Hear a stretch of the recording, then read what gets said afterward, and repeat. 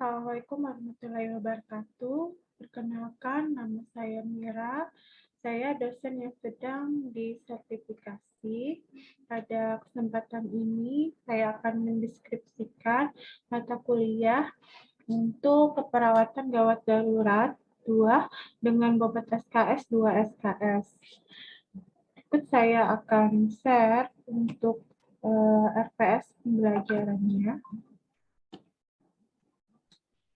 Untuk keperawatan gawat darurat 2 ini, bobot SKS-nya adalah 2 SKS.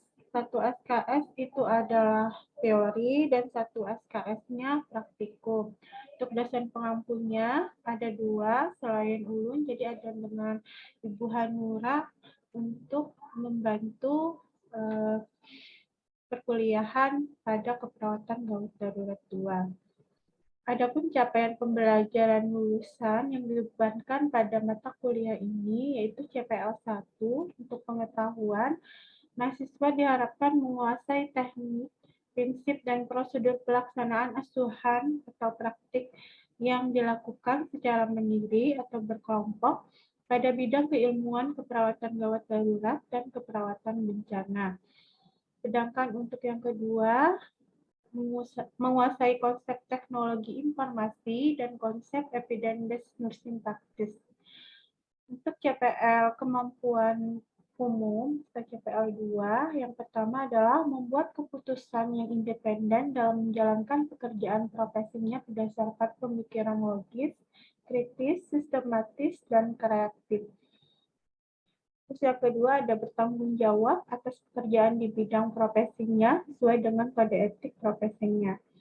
Untuk keterampilan khusus pada mata kuliah ini, yang pertama, mampu memberikan asuhan keperawatan yang lengkap dan berkesinambungan yang menjamin keselamatan kerja atau patient safety sesuai dengan standar asuhan keperawatan berdasarkan perencanaan keperawatan yang telah atau belum tersedia. Terus yang kedua, mampu memberikan asuhan keperawatan pada area spesialisasi keperawatan gawat darurat sesuai dengan delegasi dari nurse spesialis dan keperawatan bencana. Untuk ranah sikap atau CPL 4, yang pertama menjunjung tinggi nilai kemanusiaan dalam menjalankan tugas berdasarkan agama, moral, dan etik. Yang kedua, berperan sebagai warga negara yang bangga dan cinta tanah air, memiliki nasionalisme serta rasa tanggung jawab pada negara dan bangsa. Yang ketiga, menunjukkan sikap bertanggung jawab atas pekerjaan di bidang keahliannya secara mandiri. Untuk capaian mata kuliah atau CPMK, di sini ada 5. Yang pertama, mahasiswa mampu menentukan konsep dan prinsip penata laksanaan gawat darurat. Yang kedua, mahasiswa mampu membuat dasar pengelompokan manajemen bencana. Yang ketiga, mahasiswa mampu menganalisis tentang langkah-langkah penilaian korban atau triase, serta menerapkan aspek etik, legal, dan peka budaya. Untuk CPMK keempat, mahasiswa mampu menganalisis manajemen perasaan kritis pada sistem pernapasan dan kardiovaskular. Dan CPMK kelima, mahasiswa mampu mendemonstrasikan pertolongan pertama pada pasien korban luka bakar, keracunan, kemasukan benda asing, gigitan atau sengatan binatang, cedera atau perdarahan, cedera kanalistik, petir, serta radiasi. Adapun untuk capaian mata kuliah, untuk sub CPMK-nya di sini ada 9, yaitu untuk CPMK pertama, mahasiswa mampu menentukan konsep dan prinsip penata laksanaan gawat darurat. Yang kedua, mahasiswa mampu membuat dasar pengelompokan manajemen bencana. Sub CPMK yang ketiga, mahasiswa mampu menentukan langkah-langkah penilaian korban atau triase. Yang keempat, mahasiswa mampu menganalisis manajemen keperawatan pasien kritis pada sistem kardiovaskular dan respiratori.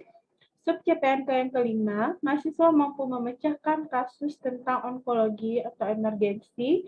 Sub CPMK 6, mahasiswa mampu menilai mekanisme cedera. Yang ketujuh, mahasiswa mampu mendemonstrasikan pemasangan bebat bidai. Yang ke-8, mahasiswa mampu mendemonstrasikan pertolongan pertama pada pasien luka bakar, keracunan, kemasukan benda asing, gigitan atau sengatan binatang, cedera perdarahan, cedera kanalistik, petir serta radiasi.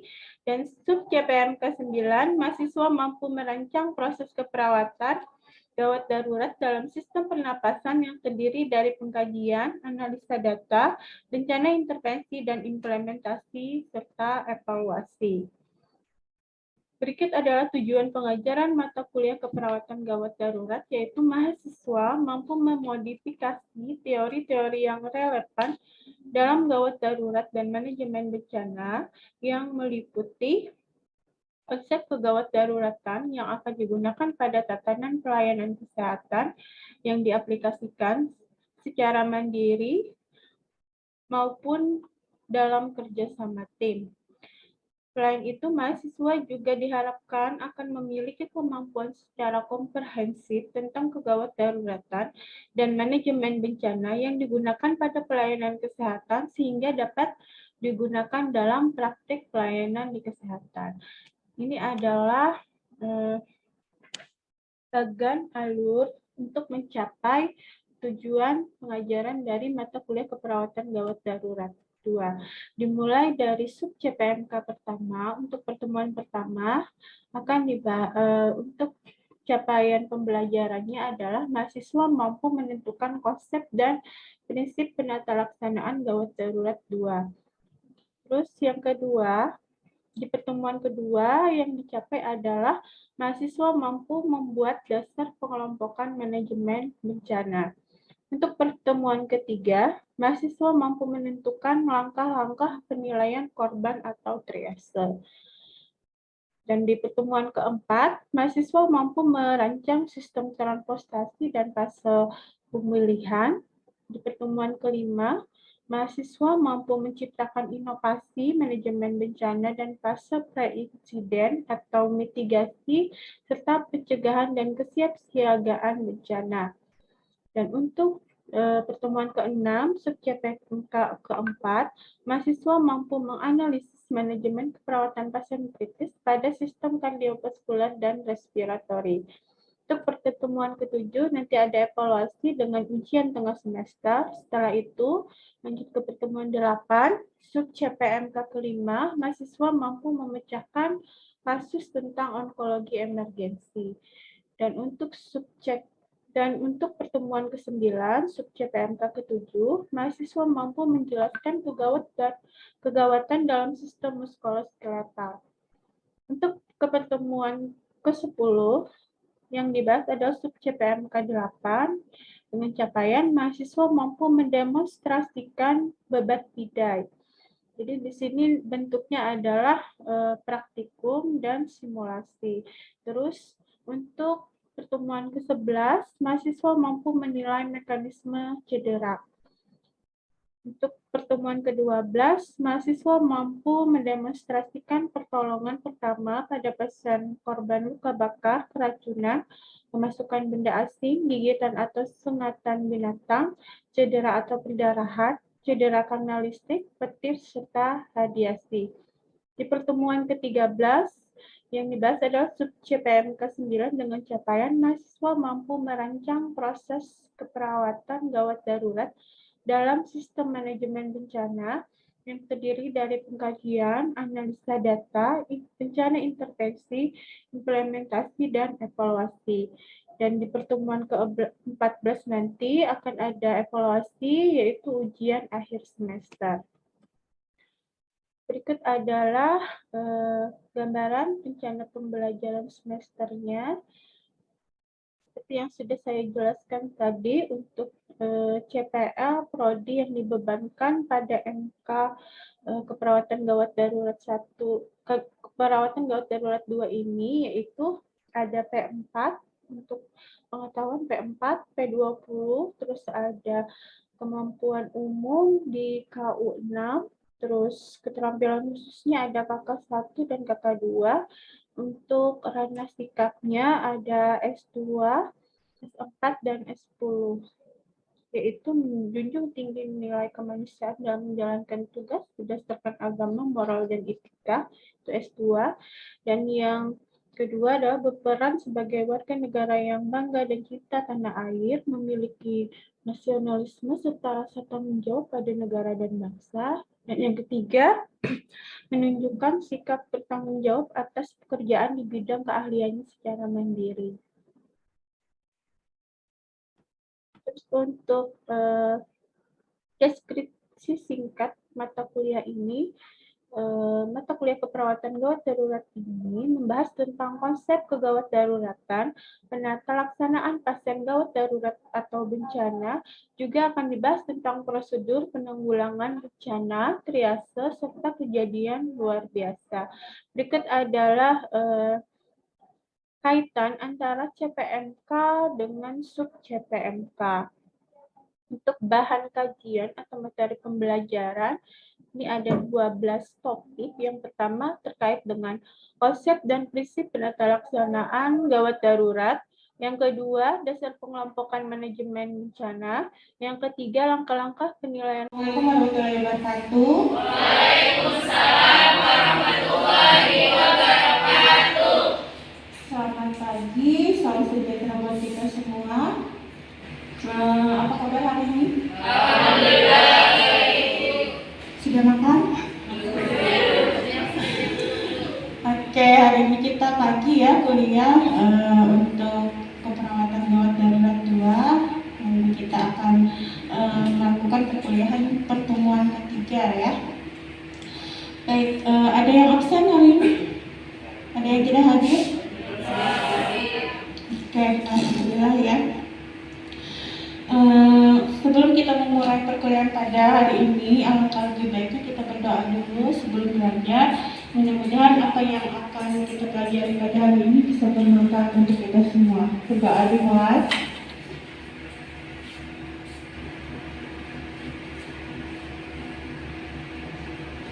Kita doa selesai. Baik, untuk materi sebelumnya, apakah ada pertanyaan mengenai pertemuan kedua? Alhamdulillah ya. Nanti kalau ada pertanyaan kita sambil aja ya, review.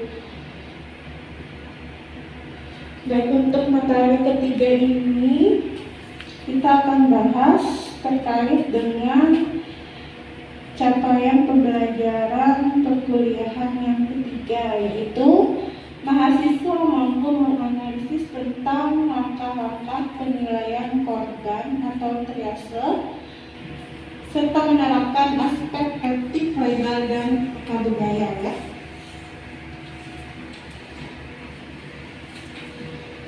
Untuk tujuan instruksional umumnya, mahasiswa mampu menentukan langkah-langkah penilaian korban triase. Sedangkan untuk tujuan instruksional khususnya, yang pertama, diharapkan kalian bisa melakukan identifikasi jenis triase dalam penilaian korban, terus mengkategorikan korban sesuai dengan tingkat kegawat daruratannya. Yang ketiga, melakukan pengkajian fisik korban dalam triase, dan yang keempat adalah menentukan langkah pertolongan kepada korban. Dan ini untuk materi yang kita bahas pada hari ini. Nanti ada pendahuluan kita terkait tentang sejarah triase ya. Terus ada pengertian triase, jenisnya, proses triase, dan bagaimana cara penentuan intervensi ya. Tanda ini? Gimana? Rumah sakit, oke.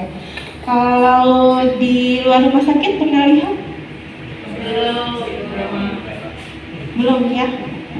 Ya, sebenarnya untuk triase ini bukan hanya ada di rumah sakit ya, tapi ada juga di lingkungan. Yang maksud di lingkungan itu pada saat terjadinya bencana ya. Nanti ada pemilahan korban juga. Contohnya kayak gunung meletus atau misalnya ada banjir, ada gempa bumi. Nah,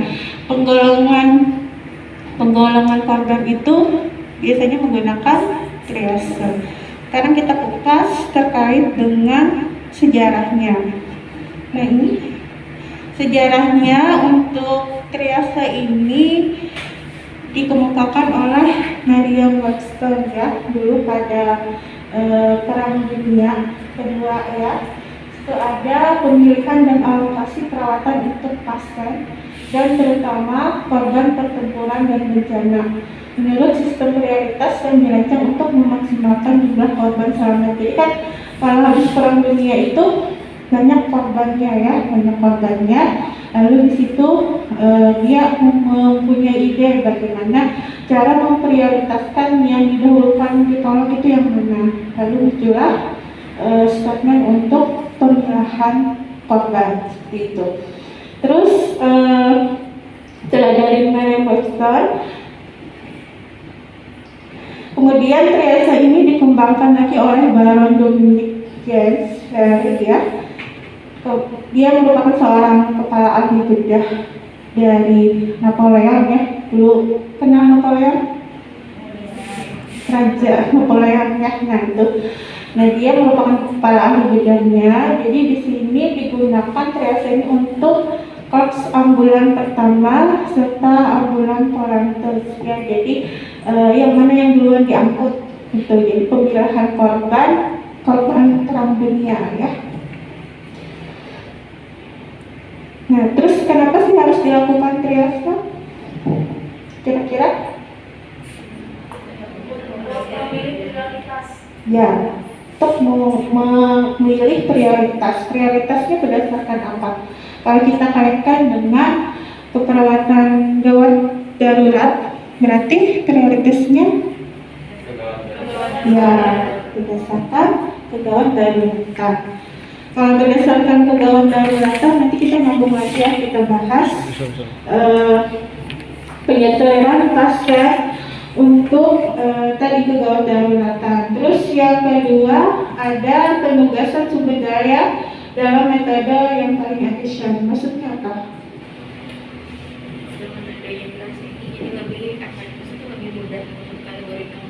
Ya, jadi kan kita bisa menentukan sumber daya kita misalnya pada saat bencana itu cuma 5 orang. Nah, setelah dipilih korbannya, yang 5 orang ini prioritas membantu yang mana duluan gitu. Jadi kan kita bisa mengelola sumber daya yang ada untuk memaksimalkan tadi keefektifan untuk menolong korban. Terus penanganan cepat dan tepat sesuai dengan kondisi pasien serta ancaman nyawa dari kondisi pasca bencana itu bisa teratasi sehingga kita bisa mencegah kematian yang lebih banyak, gitu ya. Oke, sampai di sini ada yang mau ditanyakan? Lanjut. Baik. Sekarang kita ke pengertian. Jadi dari pendahuluan tadi, kira-kira yang kalian tangkap untuk triase apa?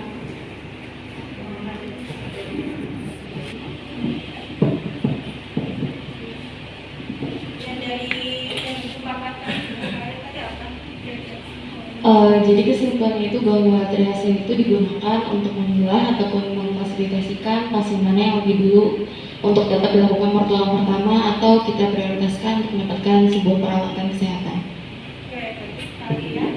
Jadi tadi sudah disampaikan oleh kawannya. Jadi itu sini tidak membuat kesimpulan. Jadi kalian sendiri yang menangkap supaya kita bisa ada feedbacknya ya. Yang namanya triase itu adalah pemilahan dan klasifikasi untuk menentukan prioritas. Prioritasnya tadi sesuai yang disebutkan teman Pian tadi bahwa itu adalah prioritas tentang kegawat daruratannya. Terus setelah kita melakukan pemilahan, kita juga harus menentukan kebutuhan dan penentuan tempat perawatan yang sesuai ya. Jadi perlu kita menggunakan tanda-tanda ya, ini seperti yang ada di gambar. Kalau di perawatan bencana biasanya penggunaan emergency expense untuk tanda triase. Di sini ada merah, kuning, hijau, dan hitam. Nanti kita akan bahas satu-satu. Terus tadi tingkat kegawat daruratannya indikatornya adalah ABCD. Ingat ABCD? Apa? Disabilitas.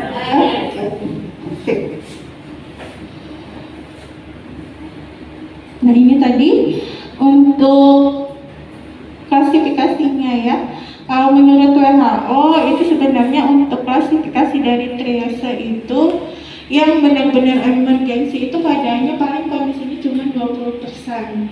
Sisanya itu adalah pas emergensi. Pas emergensi itu maksudnya yang sesuai dengan respon dari korban. Misalnya nyeri ya, ada yang nyerinya itu korbannya yang apa ya, kan nyeri subjektif ya, ada yang teriak-teriak, terus ada yang diam saja sambil menahan lukanya. Nah itu maksud dari pas emergensi itu tidak benar-benar emergensi ya, tapi hanya berdasarkan subjek atau kondisi si pasien saja.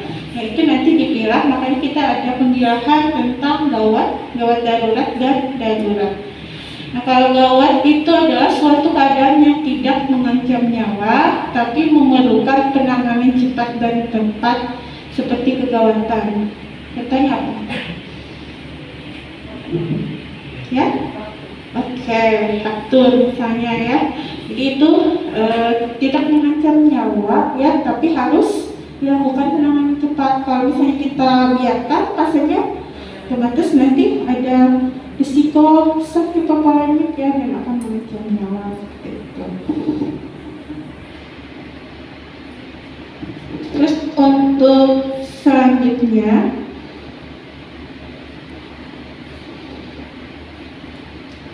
ada klasifikasi bencana ya. Nah, kalau di dalam kondisi bencana, terjadi bencana itu nanti akan dibagi menjadi 4 kategori. Untuk bencana tingkat 1 itu korbannya kurang dari 50 orang. Kalau tingkat 2 itu jumlahnya 50 sampai 100 orang. Contohnya apa ya? Kayak gempa bumi misalnya ya. Terus kalau tingkat 3, 100 sampai 300 orang. Apa misalnya? Tsunami itu lebih dari 300, mungkin ke kategori tingkat 4 ya. Kalau 3, banjir bisa ya, lebih dari 300. Karena banjir kan meluas gitu ya. Oke.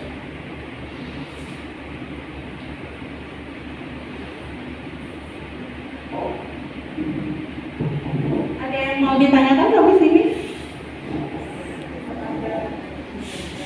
Jelas? Jelas.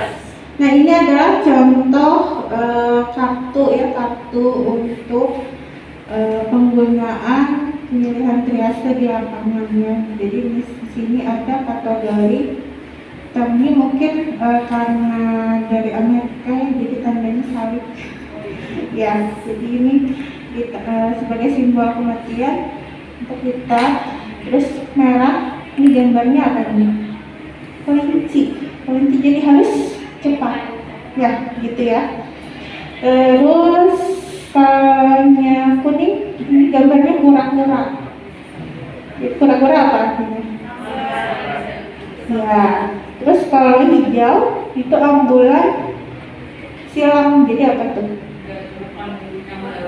Ya, bukan prioritas untuk diangkut ke rumah sakit seperti itu ya. Jadi ini makna dari penggunaan kartu. Nah, kalau ini adalah metodenya, metode yang menggunakan SAT ya, SAT Assessment Life Saving Intervention Assessment. Nah, kalau ini kartunya yang digunakan untuk SAT itu beda ya. Kalau tadi cuma 4 warna, kalau ini 5 warna. Jadi ada abu-abu. Nah, kalau abu-abu ini untuk yang intermediate, biasanya untuk ibu-ibu hamil. Seperti itu. Ini tadi prioritas warna. Kalau prioritas 1 warna merah, contoh kasusnya ada henti napas, henti jantung, perdarahan besar. Jalan besar kayak traktor tadi, traktor yang di femur ya. Kalau femur itu kan kalau nggak ditangani bisa gawat ya. Terus tidak sadar, luka terbuka di daerah dada dan perut, faktor pada daerah pelvis, dada, sertikal, shock, dan luka bakar yang mengenai bagian atas yang airway-nya. Itu kategori merah. Terus kategori kuning, ini contoh-contohnya ya, contoh-contoh kasusnya ada luka bakar yang grade 2 dan 3 beberapa daerah buta, pendarahan. Terus ada luka di daerah kepala. Nah, kalau hitam berarti ya dunia ya, gampang. Baik, ada pertanyaan?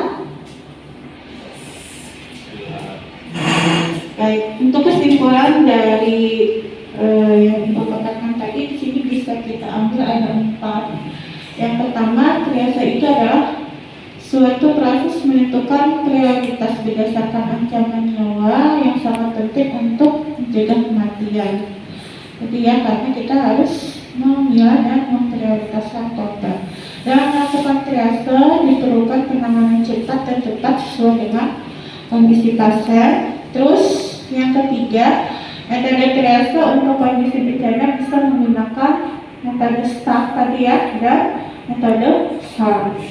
Serta pemberian kabar berdasarkan prioritas gawat darurat, tidak gawat, dan tidak darurat. Oke, sampai di sini pertemuan kita untuk materi yang ketiga. Nanti untuk kegiatan belajar selanjutnya, Ibu ngasih tugas ya. Coba ya. Oke, nanti tugasnya cuma mencari video terkait dengan penggunaan triase pada kondisi bencana.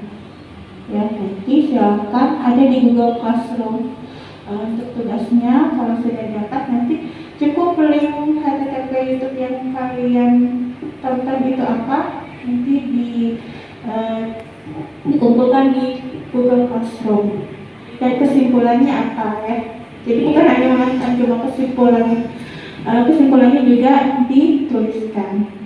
Cukup jelas tugasnya? Jelas. Oke, terima kasih atas perhatiannya. Ibu tutup untuk perkuliahan pada hari ini dengan bersama-sama kita berdoa setelah belajar. Mudah-mudahan apa yang sudah kita pelajari pada hari ini bisa bermanfaat dan bisa bernilai ibadah untuk kita. Ya, kita terima.